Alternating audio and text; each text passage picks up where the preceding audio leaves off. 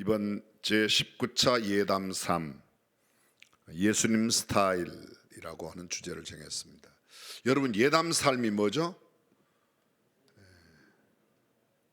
예담 3 예수님의 삶과 인격, 성품 속에서는 찾을 수 없는데 내 안에 가득한 잘못된 성품, 미움, 시기, 질투, 악동 모든 것들을 완전히 비워내고 내게는 찾으면 거의 찾기가 어려운데 예수님께 가득한 사랑과 섬김과 배려와 도움과 나눔과 베풀음과 모든 좋은 성품들을 내 안에 채워서 그러한 모습으로 예수님처럼 살아가는 것, 그것이 바로 예담 삶입니다. 어느덧 19차가 되었습니다. 처음 저희들이 3주일씩, 이번에는 코로나 상황 가운데 있어서 저희들이 일주일간만 하기로 했습니다. 이번 일주일 짧은 기간이지만 우리의 평생의 삶을 새롭게 바꿀 수 있는 축복된 기회가 될 줄로 믿습니다. 이번 일주일 끝나고 나면 부활주일까지 30일 동안 챌린지라고 해서 도전하는 겁니다. 30일 동안만 내가 습관이 되도록 기도하겠다, 전도하겠다, 말씀을 읽겠다. 5가지가 있는데 그 중에 여러분들 꼭 한 가지, 2가지씩 해주시면, 실천해 주시면 놀라운 축복의 시간이 될 줄로 믿습니다. 왜 예수님 스타일인가? 왜 예수님 스타일인가? 우리나라 가수 싸이라고 하는 가수가 몇 년 전 노래를 불렀습니다. 그 노래 제목이 강남 스타일. 모르는 사람이 없습니다. 미국의 빌보드 차트를 비롯해서 세계적인 유수한 모든 기관에도 다 알 만큼 전 세계 75억 인구 가운데 강남 스타일을 들은 사람이 16억 명이라고 합니다. 16억 명. 16억 명이 어느 정도 되는가? 제가 설교해서 한 주일에 10,000명씩 들으려면, 10,000명씩 듣는다면 3,000년을 들으면, 3,000년을 제가 설교하면 15억 6천만 명 되고, 아직도 4천만 명이 더 있어야 16억 명이 되는 겁니다. 근데 싸이는 노래하고 1년 만에 16억 명. 우리나라 BTS, 방탄소년단들이 노래를 했습니다. 한 달 만에 10억 명이 돌파했습니다. 10억 명. 여러분들은 무슨 이야기를 해야 놀래요? 참 신기해요. 참 신통맹통 방통 꼬부랑통. 노래를 발표했는데 전 세계 10억 명이 그 노래를 한 달 만에 들었다는 겁니다. 정말 대단하죠. 어쨌든 강남 스타일, 그 유명해서 금방 막 이렇게 막 나올 것 같아요, 말춤이. 근데 강남 스타일이 대단한 게 아니고, 부자 스타일이 대단한 게 아니고, 무슨 배우 스타일, 무슨 미인 스타일 이런 게 아니라, 조폭 스타일 그런 게 아니고, 우리는 예수님 스타일로 살아야 된다고 동의하시면 아멘. 그렇습니다. 그래서 예수님 스타일로 말하는 걸 보니까 당신 예수님 닮았네요. 당신 행동하는 게 꼭 예수님 닮았네. 아멘 좀 해요. 아파트 사세요. 아멘. 예수님 닮으세요. 주님 닮은, 그래서 주님 스타일로, 예수님 스타일로 살아가는 저와 여러분들이 되었으면 좋겠습니다. 마태복음 5장 16절, 금년 첫 번 우리 특별 새벽 기도하던 1월 4일 날 새벽에 제가 이 말씀 함께 나누었던 말씀입니다. 성경 속에 이런 말씀, 이와 같이 너희 빛을 사람 앞에 비추게 하여 저희로 너희 착한 행실을. 여기 저희와 너희가 구분되어 있습니다. 믿는 우리와 저희가, 저희들이, 아직 믿지 않는 저들이 믿는 우리의 착한 행실을 보고, 착한 행실, 이 착한 행실이라고 말할 때 행실, 일, 여러 가지로 표현되어 있는데, 이 말씀이 무려 성경 속에 에르곤이라고 하는 동사로 엄청나게, 구약 성경에만 에르곤이 70인역에 570번 나옵니다. 신약 성경에 보니까 169번이나 나오고 있습니다. 그 때로 일, 이런 걸 벗어나서 주의 일, 일, works 이렇게 많이 표현되어 있습니다. 선한 일. 로마서는 보게 되면 이 말이 전형적인 그 율법과의 관계되어서 율법을 행하는 일들, 그것도 전부 다 일로 이렇게 표현하고 있습니다. 이 착한 행실이라고 말할 때 착하다, 선하다라는 말이 헬라어에는 2개의 단어를 쓰고 있습니다. 아가도스라는 말과 칼로스라는 말인데, 아가도스는 단순한 성품적인 선한 것을 말하고, 칼로스의 선하다는 말은 성품 정도를 넘어서서 그 선한 것을 보고 매력을 느끼면서 나도 그렇게 선하게 살기를 원하는 마음을 끄는 것까지 포함되어 있다는 말입니다. 오늘 성경 본문에 나오는 이 착한 행실은 사람들에게 보이기 위한 착한 행실을 넘었습니다. 사람들에게 보이려고 착하게 사는 것, 그걸 넘어서서 하나님 보시기에 인정받는, 하나님께 연관되어 있는 그런 것입니다. 하나님 보시기에 선하게 인정받는 행실, 그런 것들. 유명한 설교가 D.L. 무디하고 한 청년들이 어떤 날 함께 만나서 이야기를 합니다. 밤을 새도록 기도했던 청년들이 무디 선생님에게, 무디 목사님에게 물은 거예요. 오늘 우리의 얼굴에 빛이 나지 않습니까? 어젯밤 철야를 했다고. 그때 이 무디가 이 청년들에게 대답을 합니다. 뭐라고 얘기하는가 하면, 모세는 자기의 얼굴에 빛나는 것을 보질 못했다. 내가 철야했으니까 내 얼굴에 내가 빛나겠지, 그런 거 기대하고 하는 게 아니고 남들이 보아서 그렇게 돼야 된다는 겁니다. 내가 남에게 보이려고 내가 이거 하면 이렇게 되겠지, 그것은 성경적인 태도가 아니라는 겁니다. 우리가 얼마든지 이런 생각을 가질 수 있어요. 아니, 세상의 모든 일은 내가 왜 그렇게 열심히 일하는가, 남에게 인정받으려고, 왜 열심히 일하는가, 돈 받으려고, 왜 열심히 일하는 높은 자리에 올라가려고, 그런 목적이 있습니다. 그런데 성경은 그러한 목적을 갖고 해서는 되지 않는다고 말합니다. 옛날 역사가 중에 한 사람이 아긴코트 전쟁을 승리로 이끈 헨리 5세에 대해서 다음과 같은 기록을 남겼습니다. 그는 자기의 영광스러운 승리를 위해서 시민들이 찬양하고 노래하는 것을 허락지 않았다. 왜냐하면 그는 이 승리에 대한 찬양과 감사를 전적으로 하나님께만 돌렸기 때문이다. 내가 전쟁에 승리하고도 개선장군이 되었으니까 수많은 사람들이 나를 개선장군으로 알아주겠지, 아니라는 겁니다. 하나님께만 영광 돌려고 하나님께만 찬양을 돌려야 된다. 윌리엄 바클레리가 이런 일들에 대해서 이렇게 기록하고 있습니다. 모든 그리스도인은 결코 자기가 성취한 것이 무엇이냐가 아니라 하나님께서 자기로 말미암아 행하게 하신 것이 무엇이냐에 대한 관심만 가질 뿐이어야 한다. 믿는 자는 사람들의 눈을 자기에게 집중시키게 하는 것이 아니라 언제나 하나님을 향하게 하고자 해야 한다. 사람이 자기가 성취한 것이 대가로 얻어질 찬양과 감사와 특권이나 보상을 염두에 두고 있는 한 그는 실제로 믿는 자의 길은 출발도 못한 셈이다. 내가 이거 하면 사람들이 알아주겠지, 그런 마음으로 무슨 일을 한 것은 아직도 신앙 출발도 안 한 거랍니다. 근데 우리는 교회 내에서도 마저도 이거 하면 누가 알아주겠지. 가끔 그래, 우리 교회도 그런 분이 있어요. 저한테, 목사님 누구 좀 칭찬해 주세요, 누구 좀 알아주세요, 누구한테 뭐를 좀 격려해 주세요. 그런 요청이 왜 그렇게 많아요? 근데 그 다 못해요. 저는 절대로 할 수도 없고. 그러나 우리의 머리털까지라도 세신 하나님은 제가 몰라도, 옆에 장로님이 몰라주시고 권사님이 몰라주셔도 하나님은 알아주실 줄로 믿습니다. 신앙의 태도는 하나님 앞에서의 태도이지 사람 앞에서가 아니라는 겁니다. 근데 우리는 남들이 알아주기를 원해요. 남들이. 가끔은 교회 강대상에서 목사가 언급해주면, 야, 당신 출세해서 뭐 당신 알아줬어. 그건 이미 그것 때문에 너무 흥분한다. 나는 이미 신앙과 상당히 거리가 있다는 겁니다. 제가 일반 사전을 찾아보았습니다. 착하다는 말이 뭔가, 착한 행실, 착하다. 언행이나 마음씨가 곱고 바르며 상냥하다. 비슷한 말로 순하다, 양선하다, 상냥하다, 순탄하다, 현량하다, 인선하다, 어지른자 착할 선자, 가량하다, 아름다울 가짜 어질량자예요.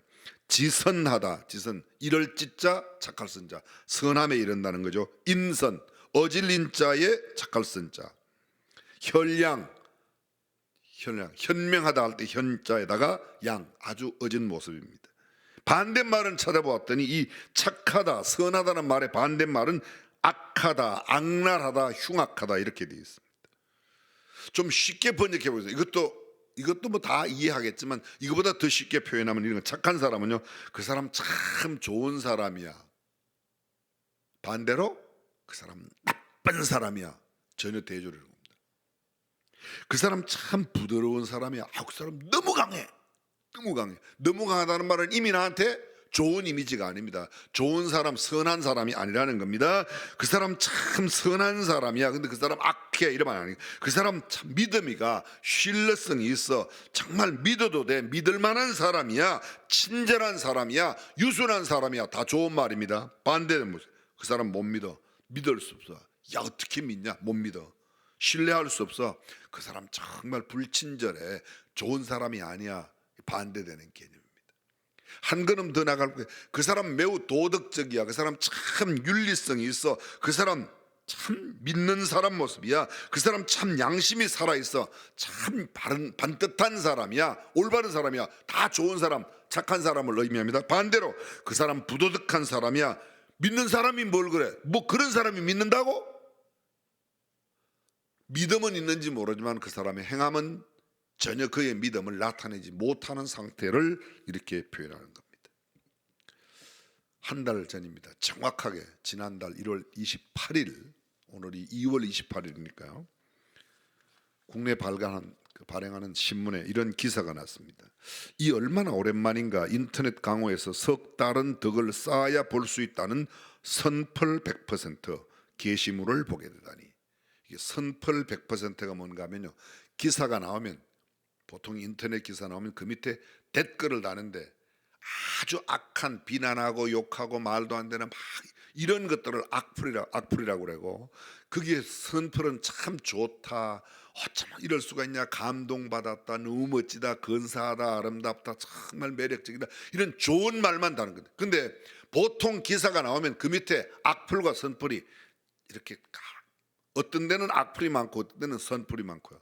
근데 선플만 100%로 달려있는 기사가 그렇게 많지 않은데 그런 기사가 떴다는 겁니다. 내용은 이렇습니다. 지난 주말, 그러니까 1월 28일 그 전주니까 1월 21일쯤 되겠죠. 그 주말 한 장의 움직이는 잘린 방정, 동영상인데 이렇게 잘라낼 수 없는 겁니다. 게시물이 인터넷에 큰 호응을 얻었다. 배달 알바생 인성 논란이라는 도발적인 제목인데 클릭을 해보면 인성이 훌륭한 것으로 알려져 라는 반전 설명과 함께 유명 햄버거 업체에 배달 오토바이를 몰던 청년이 횡단 보도를 제대로 건너지 못한 어르신을 보호하는 내용이 그곳 동영상에 나왔습니다. 청년의 행동은 놀라웠습니다. 순간의 망설임도 없이 오토바이에서 내리는 판단력, 스피드가 숙명인데도 몸 불편한 어르신과 천천히 보조를 맞춰 걷는 인내심, 어르신 곁에 착 붙어 있지만 소매조차 잡아당기지 않는 배려심, 여기에 횡단보도로 다가오는 버스를 향해 우리 여기 있으니까 좀 천천히 오라고 손드는 것까지, 수신호를 보내는 이런 것까지 쫙 기사가 개송되었습니다. 그리고 그 밑에 댓글은 이러한 댓글로: 업체는 그 청년을 정식으로 채용하라. 지금 그 햄버거 먹으러 갑니다. 멋있어, 인성, 갑, 수많은 멋지다, 근사하다, 너무 괜찮다, 막 이런 좋은 선풀만 그 안에 쫙 100% 달려 있는 겁니다. 움짜리 사이버 공간 곳곳으로 퍼져나간 뒤에 알고 보니까 그것은 이미 과거의 영상인데 좀처럼 그 감동이 사라지지 않도록 그렇게 계속되었습니다. 단 몇 초짜리 이 짧은 동영상이 왜 많은 사람들을 열광하게 만들고 박수를 치게 만들고 그렇게 흥분하게 만드는가? 어쩌면 세상에 그런 것들을 너무 접하기 어려운 그런 악한 세상이 되는데 여전히 착하게 선하게 살고 있는 사람이 빛을 본다는 거죠. 계속해서 기사 내용은 이어집니다. 지난주에는 1월 28일 그 전주엔 의정부, 경전철 등에서 노인들을 상대로 폭행한 욕설을 일삼던 어린 학생들의 폐륜 영상이 국민의 공분을 샀다. 학생들은 말싸움을 벌이던 70대 할머니의 목을 조른 뒤에 넘어뜨렸고, 노약자석에 다리를 꼬고 앉았다가 이를 타이르는 노인에게 다가가 일부러 몸을 부딪히고 입에 담기 어려운 욕설을 퍼부었다. 가해 학생들의 친구들은 이를 영상으로 찍어 페이스북에 올렸다. 경찰은 신원 파악 끝에 가해 학생 2명을 붙잡았다. 그런데 놀라지 마시라. 가해자들은 겨울 방학이 지나면 중학교 2학년에 올라가는 만 13세 된 중학생들이었습니다. 인성실종의 사례는 얼마든지 많이 있습니다. 경기도의 7급 공채에 합격한 임용 후보자 극우 사이트에 미성년자를 성희롱하고 장애인을 비하하는 글을 올렸다가 임용이 취소되었습니다. 강원도의 어느 도시의 30대 공무원은 차를 빼달라는 건물주에게 다짜고짜 욕하고 고졸이냐 어디서 공직자에게 대드냐 이렇게 왜 이렇게 개기냐 등의 문자를 보냈다가 직위 해제의 쓴맛을 보았습니다. 세상에 착한 모습, 선한 모습은 찾기가 어렵고 악한 모습, 추악한 모습, 범죄하는 모습, 남의 눈살을 찌푸리게 하는 일들은 세상에 얼마나 많은지 모릅니다. 현실이 이런데도 대한민국은 세계 최초로 인성교육을 의무한 나라입니다. 다시 말하면 착한 사람 만드는 교육을 전 세계적으로 국회에서요 여야 간에 만장일치로 통과시켰습니다. 2014년도에 이 법이 통과된 지 벌써 5년이 지났는데 건전하고 올바른 인성을 갖춘 시민을 육성해야 하는 의무를 지닌 이런 학교나 여러 곳에서 그렇게 법으로까지 만들어 갖고 실시하고 있는데도 세상은 점점 더 악한 모습으로 변해간다는 게 우리의 비극입니다. 세계 최초의 인성교육 의무화 나라인 대한민국, 이름만 구호만 그럴 뿐 내용은 그렇지 않다는 겁니다. 독일의 유명한 역사학자 랑케는 국가 흥망성쇠의 키워드는 도덕적 에너지를 꼽았다. 군사력이나 경제력, 영토 크기 또한 중요한데 국민의 도덕성이 그중 어뜸이라는 겁니다. 나라가 얼마나 크냐, 경제력이 얼마나 대단하냐, 정치를 얼마나 잘하냐 이런 것도 중요하지만 그것보다 더 중요한 것은 그 국민이 갖고 있는 도덕성, 윤리성이 훨씬 더 그 국민들이 얼마나 착하게 살아가냐, 선하게 살아가느냐가 훨씬 더 중요하다는 말이에요. 우리의 도덕적 에너지를 점수로 매기면 몇 점일까?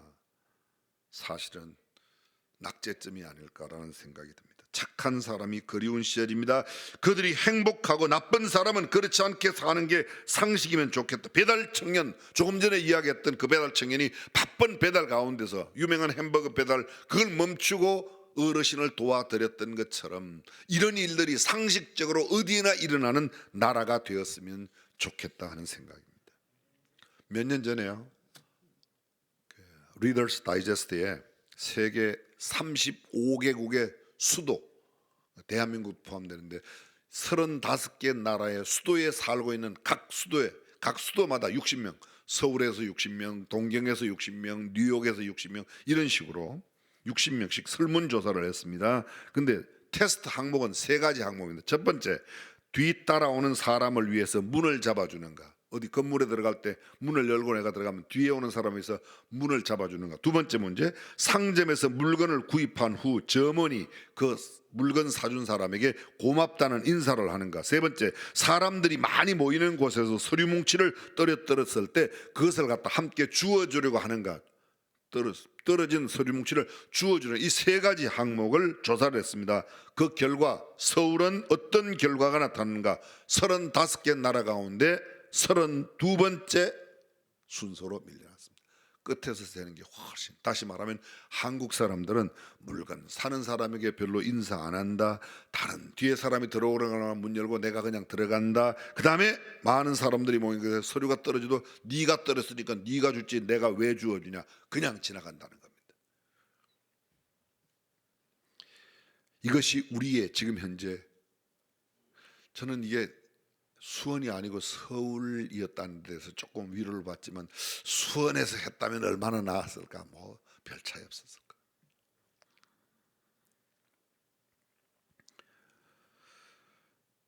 의외로 우리나라 사람들이 그렇게 선하게 살고 있지 않다는 거예요. 우리는 옛날부터 동방예의지국이라고 해서 무슨 예의를 갖추고 굉장히 선하게 착하게 산다고 생각하고 있지만 실제 지금 조사해 보니까 이런 결과가 나왔다는 겁니다. 아는 사람을 만나는데도 인사조차 잘 나누지 않습니다. 같은 아파트에 살고 같은 엘리베이터에 타도 엘리베이터에 타서 여러분 먼저 타고 있는 분 인사하세요? 거의 안 해요. 내가 나중에 타도 먼저 타도 뒤에 타는 사람이나 먼저 탄 사람에게 거의 인사 안 하고,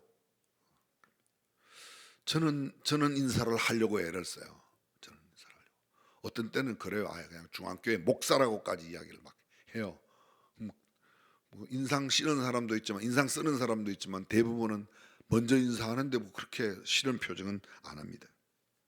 지금부터 약 20년 전에 고객 만족 경영이 화두로 떠오른 적이 있습니다. 기업마다 어떻게 하면 고객을 만족시킬 수 있을까 기업의 사활을 걸었습니다. 나중에는 고객의 단지 이거 만족 정도가 아니라 고객을 감동시켜야 된다. 그 감동시키는 게 뭔가, 과연 그 사람들을 어떻게 하면 감동시킬 수 있는가, 그들이 낸 결론은 그것이었습니다. 모든 회사의 직원들이 친절해야 된다. 착한 사람으로, 인사씨 바른 사람으로, 선한 사람으로 인상을 심어주면 고객들이 감동을 받는다. 그래서 물건도 판다는 겁니다. 자신에게 한번 물어보십시오. 나는 얼마나 친절한 사람인가, 얼마나 선하게 살고 있는가, 얼마나 남들에게 배려하고 살고 있는가, 착한 행동을 하며 살고 있는가. 성경과 찬송을 가지고 있는 우리들이 처음 온 사람에게 성경도 내밀고 찬송가도 좀 함께, 요사이는 물론 영상에 다 보니까 그렇지만요, 오늘 많은 교회들이 착하고 친절한 성도로 가득 차기보다는 그렇지 못한 그저 나 개인주의로 점점 흘러가는 경향이 있다는 겁니다. 대부분의 얼굴이 경직되어 있습니다. 예수님의 사랑으로 선을 베풀어야 할 우리가 다른 성도를 바라볼 때 굉장히 경직된 얼굴로 바라봐요. 이렇게 미소를 하네.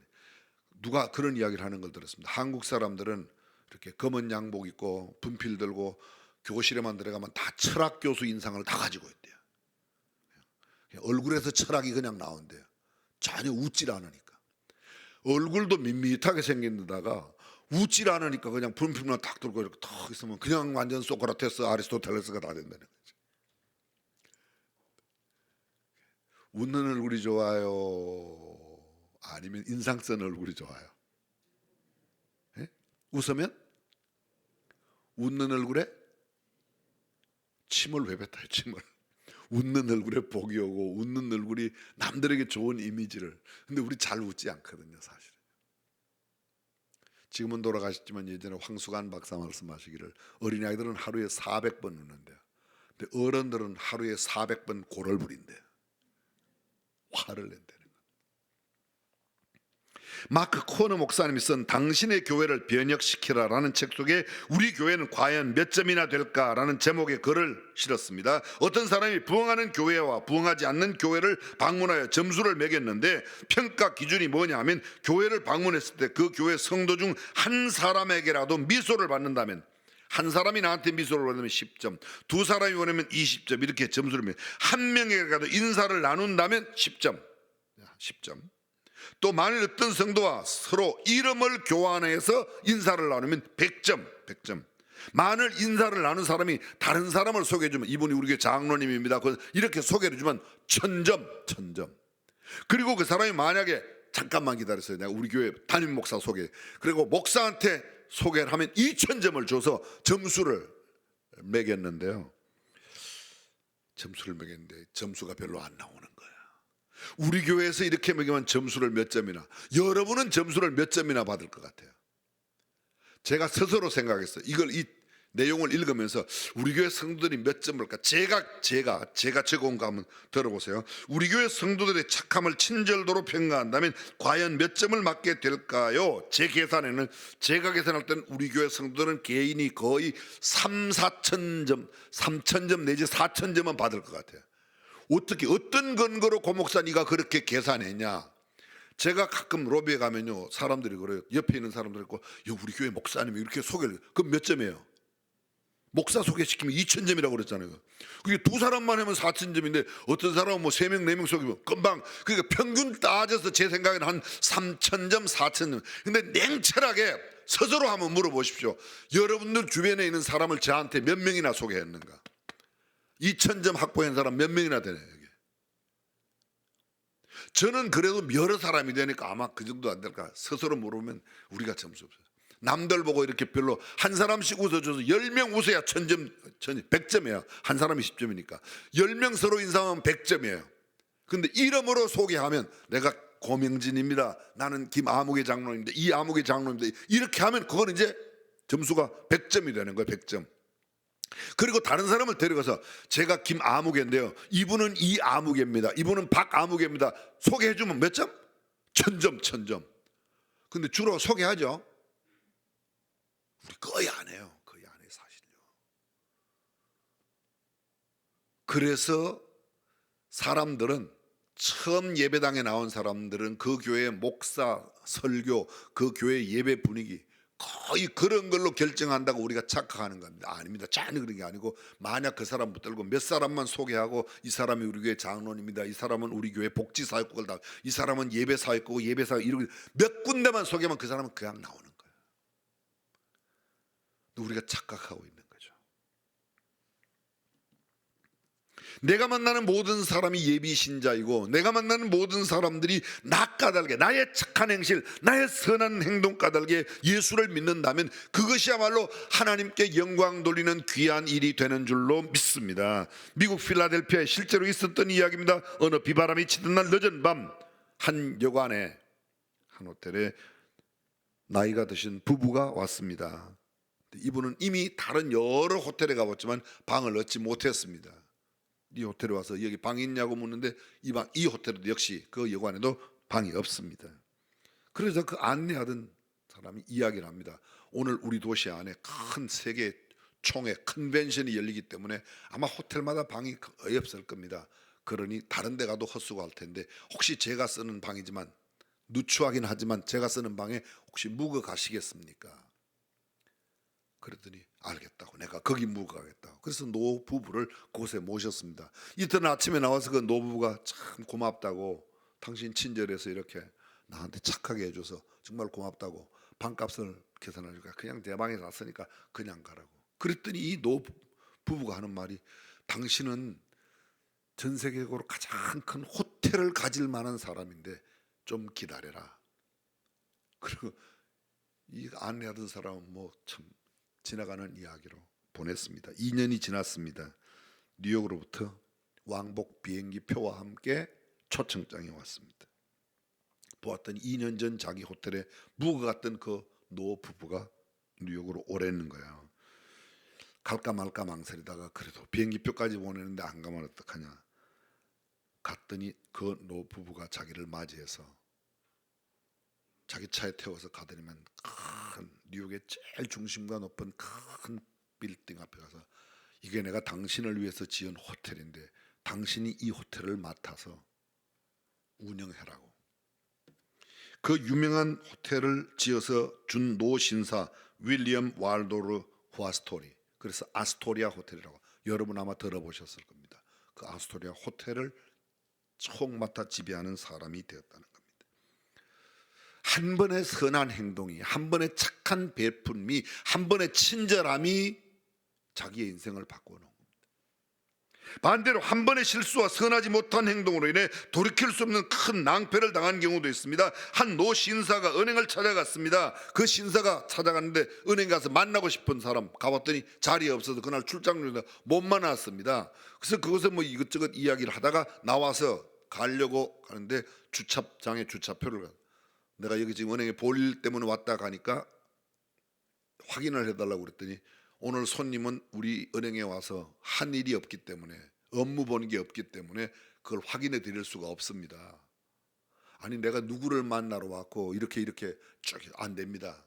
여기 오늘 쉽게 말하면 거래 실직이 없기 때문에. 그럼 어떻게 하면 되냐고 그랬더니, 은행에 무언가 일을, 은행하고 직접 관계되는 일을 한 사람만 확인해 드릴 수 있습니다. 오케이, 그럼 전표 하나 달아. 출금 전표. 내가 오늘 돈을 좀 찾아가겠다. 그 출금 전표 주니까 자기가 저금해 놓은 거 전액 인출을 딱 써냈어요. 근데 그게 100억이 넘는 거예요. 여러분들만 안 놀라지 그날 그 은행은 발칵 뒤집어진 겁니다. 은행 지점장까지 막 고관들이 다 나와고 어르신 막 난리가 났습니다. 이거 다 안 해요, 다 안 해요. 나 너네 은행에 다시 안 와. 한 직원의 사소한 불친절, 한 직원의 선하지 못한, 배려하지 못했던 한 행동이 아주 중요한 고객, 다른 사람 수천 명, 수백 명 되는 그 고객들이 낼 수 있는 것보다 훨씬 더 많은 돈을 잃어버렸다는 겁니다. 한 사람이, 나 한 사람의 선한 행동이 우리 교회를 아름답게 만들 수 있습니다. 나 한 사람의 착한 삶과 착한 태도가 하나님 앞에 영광 돌리는 결과를 가져올 수 있고, 나 한 사람의 잘못된 좀 부족한 실수의 행동이 얼마나 끔찍한 결과를 가져올 수 있는가. 사랑하는 성도 여러분, 우리 한 사람의 선한 행동 때문에 하나님 앞에 영광 돌리는 귀한 역사가 일어나기를 주님의 이름으로 축원합니다. 하나님이 가장 영광 받으시는 게 뭐예요?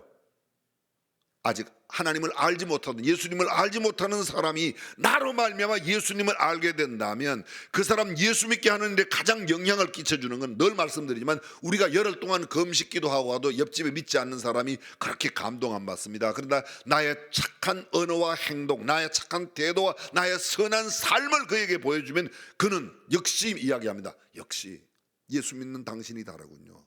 나도 예수 믿고 싶다고. 그것이 하나님 앞에 가장 큰 영광 돌리는 일인 줄로 믿습니다. 오늘 성경은 이렇게 말합니다. 너희의 착한 행실을 보고 저희로 하여금 하나님 앞에 영광 돌리게 한다. 사랑하는 성도 여러분, 저와 여러분들이 착한 삶, 빛된 삶으로 거룩한 영향력을 끼치는 하나님의 사람으로 살아갈 수 있기를 주님의 이름으로 축원합니다.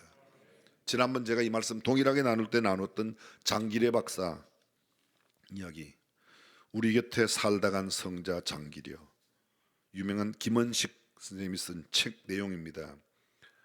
그에 대한 이야기 다 생략하고, 그분이 의학 분야의 한국의 영역, 원래 그분은 결혼하고 나서 5남매의 자녀가 있었는데요, 북한에서 넘어올 때 차남 둘째 아들 하나만 데리고 넘어왔어요. 그래서 아내와 4남매의 자녀들은 다 북한에 있었습니다. 한국에 넘어와서 한국 정부가 줄 수 있는 최고의 상을 다 줬습니다. 그분은 예전에 경성의전, 지금으로 말하면 서울대 의대를 나오신 분이 수석으로 졸업했어요. 의사가 되어서 청십자 운동을 펴고, 여기서 우리나라에서 보험제도, 건강보험 세계에서 제일 잘하는 나라가 대한민국인데 그 원조되는 건강보험의 시작이 장기례 박사가 시작했습니다. 짧은 시간에 나열할 수 없는 수많은 얘기. 남북 이산 가족 만날 때 이분이 너무 훌륭한 의사 선생님이라 교회 장로님이신데 북한의 가족 만나라고 정부에서 빼버리고 이야기했지만 아니라고. 다른 사람 먼저 만나라, 다른 사람 먼저 만나라. 나는 이산 가족 가운데 맨 마지막 북한에 있는 가족을 만나는 사람으로 내가 하겠다. 그는 결혼하지 않았습니다. 그리고 1985년 하나님의 부름을 받고 떠났습니다. 그에 관한 사람들의 평가는 단 한마디로 이렇게 말했습니다. 오늘 본문 들어있는 마태복음 5장 산상수훈, 사람들은 그에게 대해서 산상수훈의 말씀처럼 살다가 간 사람이라고 이야기했습니다. 사랑하는 성도 여러분, 여러분들은 어떤 사람으로 이름을 남기기를 원하십니까? 전쟁의 영웅으로, 옛날 로마 시대의 전쟁의 영웅이 원정대에 가서 승리하고 돌아오면 뒤에 꼭 노예들을 시켜서 외치는 말이 뭐라고 그랬죠? 메멘토 모리, 당신은 언젠가는 죽을 거야. 죽음을 기억해라. 실제로 그것이 원래 처음 시작할 때는 전쟁에 승리한 장군이 돌아올 때 4마리의 마차가 끌고 있는 그 마차에 승리한 장군이 타면 장군 옆에 가장 초라한 노예가 하나 타서, 노예가 계속 그 개선 장군이 들어갈 때 옆에서 이야기한답니다. 라틴어로. 로마의 옛날 글자 라틴어죠. 라틴 말로 메멘토 모리, 메멘토 모리, 메멘토 모리. 당신도 언젠가는 죽을 거요. 오늘 승리 이거 너무 뽐내지 마시오. 당신은 언젠가는 죽을 거요. 당신은 언젠가 죽음을 기억하시오. 죽음을 기억하시오. 상당히 지혜로웠던 것 같아요, 사람들은. 그리고 훗날 그것은 많은 노예들에게 그렇게 했다는 겁니다. 죽음을 기억하라. 죽음을 기억하라. 내가 남길 수 있는 것, 나의 선한 삶과 행동을 통해서 주변에 잃어버린 영혼들을 구원하는 거룩한 하나님의 사람으로 살아가 사람들이 우리의 모습을 보고, 아, 저분은 예수님 닮았어. 말하는 게 꼭 예수 믿는 것 같아. 아니, 예수 믿는 사람이 틀리면서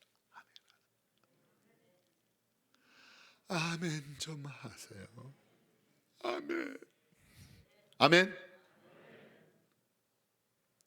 그렇습니다. 예수님 스타일로 살면 어떨까요? 저와 여러분들이 예수님 스타일로 살아가는 축복된 성도 되시기를 주님의 이름으로 축원합니다. 기도하겠습니다.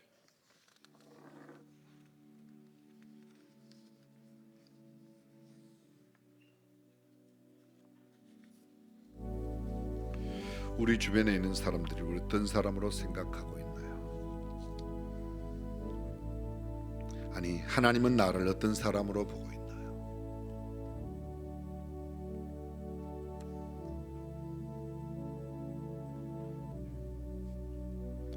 나의 노력이 사람들이 나를 어떤 사람으로 보아주기를 원해서, 나의 삶의 태도가 내가 무엇을 얻기 위해서, 자리를 얻기 위해서, 지위를 얻기 위해서, 물질을 얻기 위해서,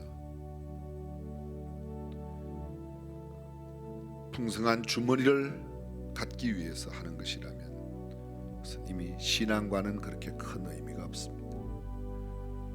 하나님의 영광과 존귀하심을 위해서 어렵고 힘든 이웃에게 나누고 베풀고 섬기기 위해서 산다면 그것이 성경이 말하고 있는 착한 삶, 착한 행실, 선한 일이 아닐까요?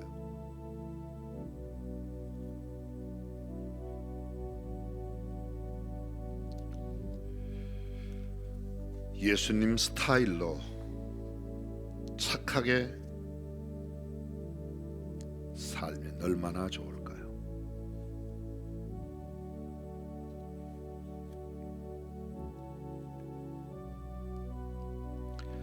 전능하신 우리 하나님, 아무리 생각해봐도 믿는다는 이름은 가지고 있지만 믿음에 합당한 삶과 인격과 태도를 가지고 있지 못한 연약한 자신을 발견하게 됩니다. 이번 제19차 예담 삶이 우리의 언어와 생각과 삶 가치관, 태도 하나하나에 이르기까지 예수님 스타일로 변화되는, 그래서 하나님이 보시기에도 우리 주변에 우리를 바라보는 사람들에게도 참 예수 믿는 사람이 어떤 모습인가를 구체적으로 우리를 통하여 도전받는 아름다운 역사가 일어나게 하여 주시옵소서.